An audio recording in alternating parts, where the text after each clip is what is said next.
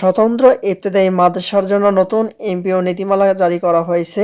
এ প্রসঙ্গে এই নতুন যে নীতিমালা জারি করা হয়েছে বিস্তারিত কি বলেছে আপনাদের মাঝে আজকে জানিয়ে দেওয়ার চেষ্টা করব। আশা করি ভিডিওটি মনোযোগ সহকারে শেষ পর্যন্ত দেখার চেষ্টা করবেন।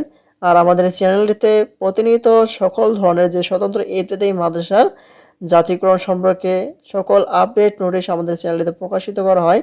তাই দেরি না করে যদি আমাদের এই চ্যানেলটিতে নতুন হয়ে থাকেন অবশ্যই চ্যানেলটি সাবস্ক্রাইব করে পাশে থাকা বেল আইকনটি অন করে রাখবেন।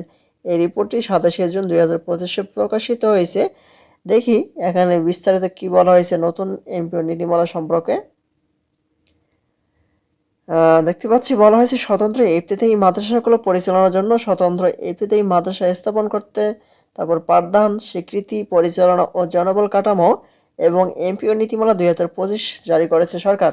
এখানে স্বতন্ত্র ইবতেদায়ী মাদ্রাসা যে স্থাপন করা হবে, পাঠদান, তারপর স্বীকৃতি দেওয়া হবে, পরিচালনা, জনবল কাঠামো ইত্যাদি বিষয়গুলো আর কি এখানে নীতিমালা জারি করা হয়েছে। বুধবার 25 জন শিক্ষা মন্ত্রণালয়ের কারিগরি ও মাদ্রাসা শিক্ষা বিভাগের সচিব ডক্টর আহমদ কবিরুল আসলামের সই করা এই নীতিমালা জারি করা হয়। নীতিমালায় জানানো হয় 2018 সালের নীতিমালা যুগোপযোগী করতে নতুন করে এই নীতিমালা প্রণয়ন করা হয়েছে। স্বতন্ত্র ইবতেদায়ী মাদ্রাসাগুলো স্থাপন, পাঠদান, স্বীকৃতি, পরিচালনা, জনবল কাঠামো মেনে এমপিভুক্ত করবে সরকার। নীতিমালা অনুযায়ী নতুন করে ইবতেদায়ী মাদ্রাসা স্থাপনের সুযোগ রয়েছে। নীতিমালাটি কারিগরি মাদ্রাসা শিক্ষা বিভাগের ওয়েবসাইটে প্রকাশ করা হয়েছে।